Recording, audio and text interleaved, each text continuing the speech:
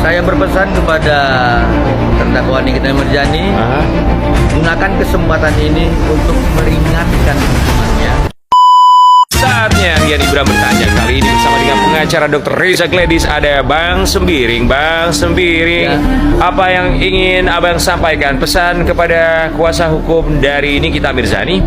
Baik, untuk rekan sejawat kami ya, Bang Fahmi Bahmi, kita advokat, kita penasihat hukum, mari berikan nasihat yang baik kepada klien kita agar tidak melakukan hal-hal yang bisa memberatkan dirinya.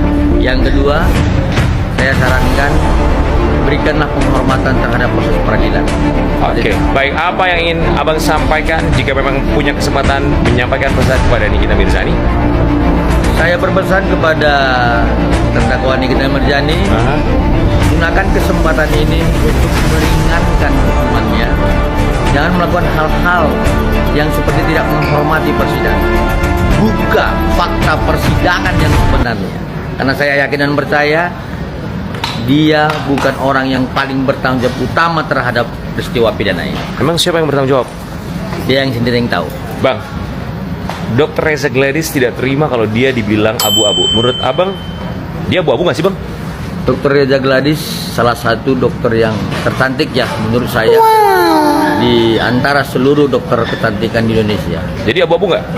Dia tidak abu-abu. Dia glowing.